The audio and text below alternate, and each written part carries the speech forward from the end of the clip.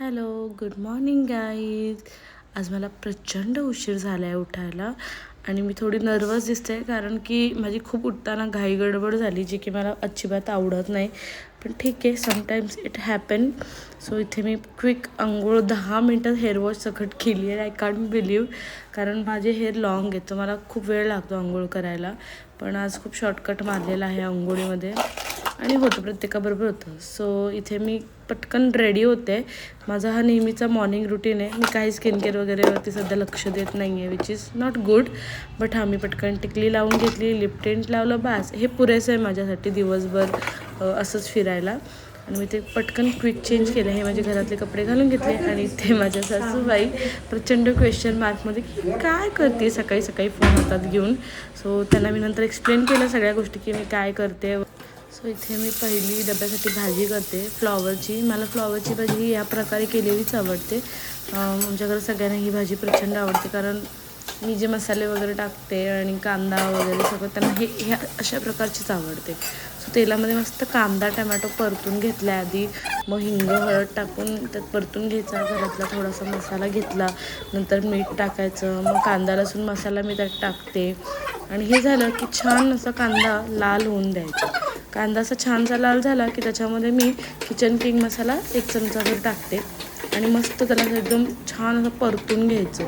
परतून झालं की मस्त त्याच्यामध्ये एकदम बारीक चिरलेला फ्लॉवर टाकायचा. फ्लॉवर जितका बारीक चिरला असेल ना गाईस, तितकाच चांगला लागतो. मला एकदम बारीक फ्लॉवर चिरलेला खूप आवडतो. चवीला चव बदलते, भाज्यांची कापण्याच्या ह्याच्यावर ना चव बदलते.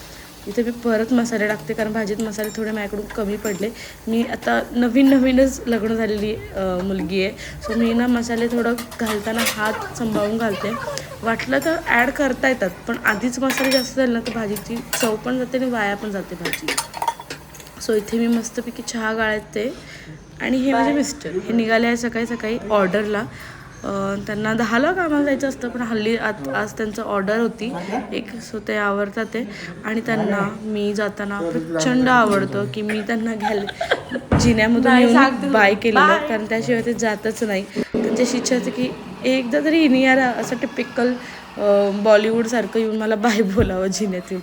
सो इथे मी पुढच्या भाजीची तयारी करते आहे आणि बस खूप रडते भाजीची तयारी करताना, कारण कांदा प्रचंड त्रास देतो यार कांदा. तुम्ही बघू शकता माझं एकदम रडू बाई झाले मी.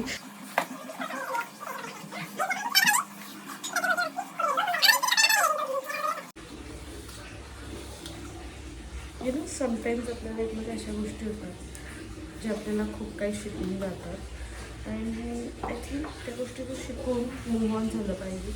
मग ती गोष्ट कामा रिलेटेड असो, पर्सनल इश्यूजविषयी असो, बऱ्याच गोष्टीविषयी असू शकतात. बट मला असं थोडा विचार करून सोडून द्यायला हरकत नाही आहे.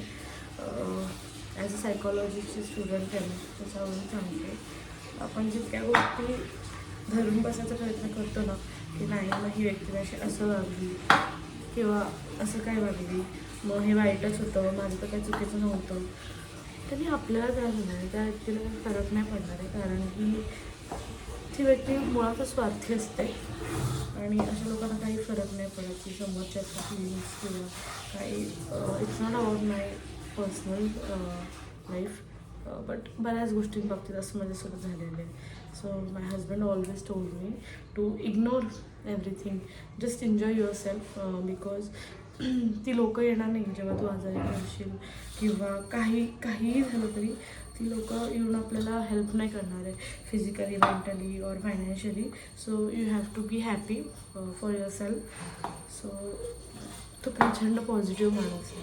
माझ्या आयुष्यात सगळ्यात जास्त पॉझिटिव्ह व्यक्ती जर कोणी असेल तर ती माझा हजबंड आहे. आणि he always supports me with my every decision. If I took a bad decision, if I took a good decision, he always support me, no matter what I decided to do. But he always my backbone. आणि तशीच माझी family हे आहे, म्हणजे बाहेरकडची लोकं, सासरकडची लोकं, they always support me what I do. शिकवतात सगळ्या गोष्टी वगैरे, सगळं होतं.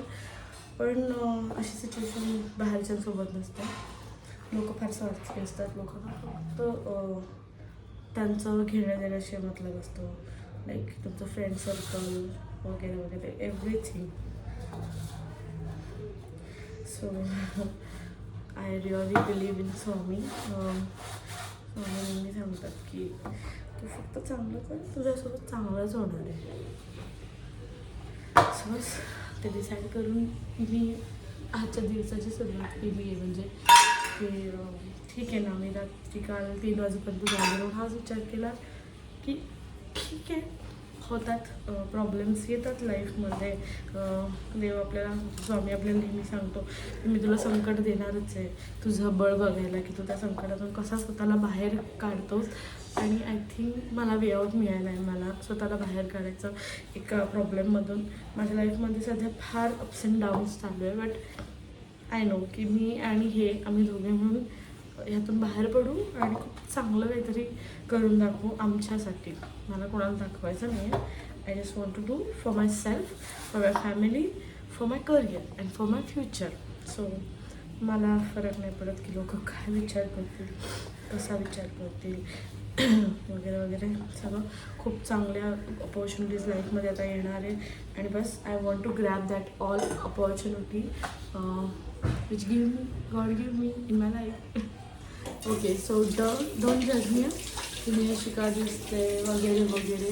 बेसिकली मी घरात असताना नाही आवडत, मला नाही आवडत. सगळेजण म्हणतात की तू मेकअप आर्टिस्ट आहे. या ओके, मी मेकअप आर्टिस्ट आहे.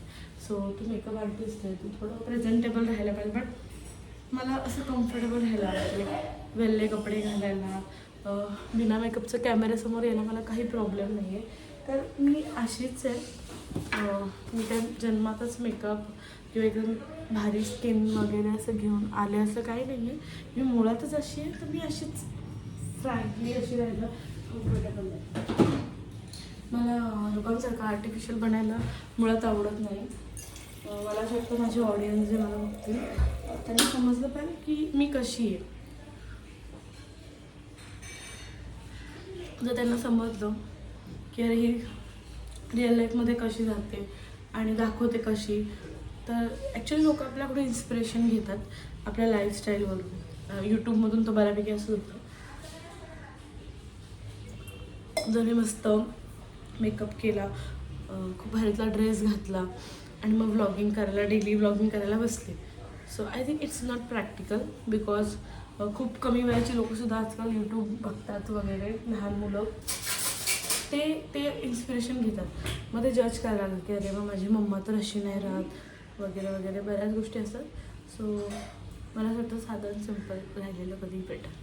चुकून जर इथून फोन पडला ना, तो डायरेक्ट सिंकमध्ये पाण्यात पडेल. So I have to be careful about it. मी थोडंसं मोटिवेशन दिलं का, कारण लाईफमध्ये सध्या प्रचंड प्रॉब्लेम्स चालू आहेत आणि मी आणि माझं मिस्टर आम्ही ह्या प्रॉब्लेमला फेस करतो आहे खूप चांगल्या पद्धतीने. आणि माझा प्रचंड विश्वास आहे स्वामींवर की माझ्यासोबत सगळं चांगलंच होणार आहे, कारण मी कधी कोणाचं वाईट बिघडवलं नाही आहे. आणि मी याच पॉझिटिव्हिटीने रोज माझी सुरुवात करते की ठीक आहे ना, येतील सगळ्या चांगल्या गोष्टी होतील आणि you have to be try so hard. So बस त्याच मोटिवेशनने चालू आहे माझं. सो नंदेला उठवते, तिला लेट होईल ना तर ऑफिसला जायला. आमच्याकडे लाईन लागली, आज खूप गडबड झाली, सगळे लेट उठलेत आज. हल्ली म्हणजे तसे तर लवकर उठतात, पण आज सगळेच लेट झालेले आहेत. मी इथे पोळ्या वगैरे लाटून घेते दुपारच्या जेवणासाठीच्या. बस असाच दिवस जातो किचनमध्ये. सकाळी सकाळी प्रचंड गडबड असते माझी. आणि असं नाही की मी एकटीच काम करते वगैरे, माझी सासूबाईसुद्धा माझ्यासोबत असतात मदतीला मला. आणि ही मी जे अर्धवट झोपेत आहे, कशी झोप होईल माझी? मी 3-3 वाजेपर्यंत टी व्ही, नेटफ्लिक्स आणि विचार करत बसलेले असते. मी खूप ओव्हर थिंकर आहे बरं का.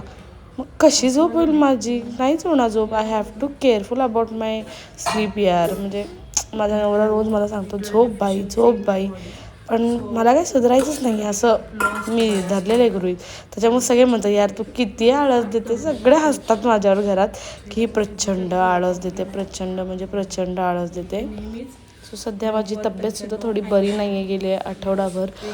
मला लो बी पीचा त्रास नाही आहे म्हणता ना, पण माझा सतत लो बी पी असतो 90, 80, 95.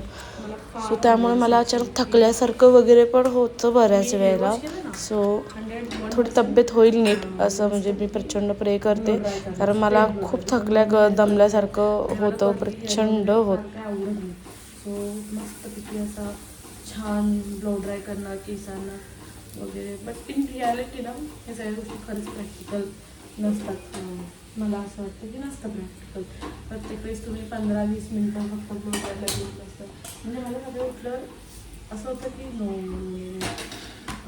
नाव I want to make a food breakfast. बऱ्याच गोष्टीचं बर्डन असतं. फास्ट सगळं बनवायचं.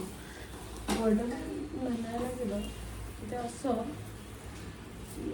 माझ्या नवऱ्याच्या आणि अंडेचा खरा प्रकार सगळे लवकर घ्यावे लागते. सगळ्यांना लवकर नाही जावं लागतं. त्यांना टाईमात डबा देणं माझी आणि आईची रिस्पॉन्सिबिलिटी आहे. ती तशी गडबड थोडी चालूच करायची.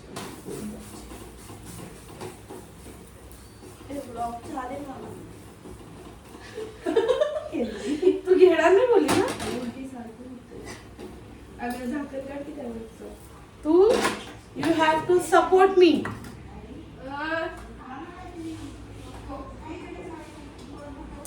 येडीच आहे ती.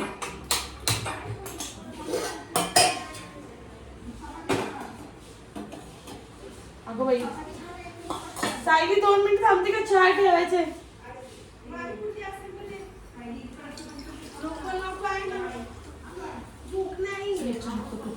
काही चहा